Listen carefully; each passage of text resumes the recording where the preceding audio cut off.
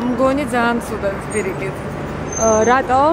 რატომ და იმიტომ სამსახური არ არის არანაირი.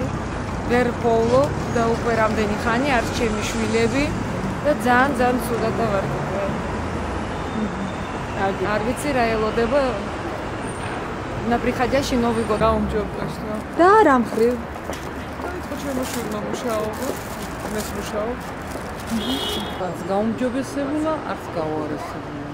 ანუ აი როგორი მდგომარეობა არ? ყველა ოჯახის წევრი მუშაობს? მუშაობს.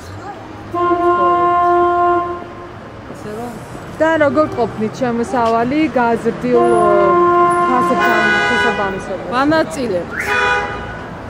იმის და მიხედვით, როგორც გვაქვს შემოსავალი. ცოტა კამარი შემოვიჭერეთ და ასე. შემცირდა შემოსავალი. აღარ მუშაობს ოჯახის ორი წევრი. და რის გამო აღარ მუშაობენ? შემცირებები. მოიცა თავ შევიკავ. ისევ შეგვიძლია სტაბილურია როგორც ნაწილში. არაფერი განსხვავება არ არის. და აი ეს ფასების მატება და გადასახადების მატება როგორ აისახა? სულია ცოტა გადასახადების გადახდა, მაგრამ რა ვიტანს ჯერჯერობით. გაუარესდა. რა მხრივ? ყველა მხრივ. ყველა უმუშევარი ვართ ოჯახში. და როგორ უმკლავდებით მაშინ გადასახადებს? წავლობთ. ზოგადად ხან საქმიდან რაღაცა გავხედით და ხან რა. არა, ორი სამსახური მქონდა, ერთი სამსახურიდან წამოვედი.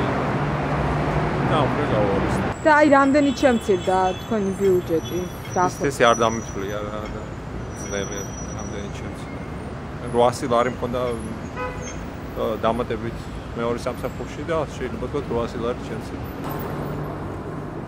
გაუარესდა იმით, რომ გაჭირდა ბევრი რამე. და შემოსავალმა იმატა? არა, იგივე და მომაკდა. Ништяло. Первая половина была стабильна, а вторая половина немножко хуже стала. Ясное дело, с повышением цен на продукты. Это все сказывается.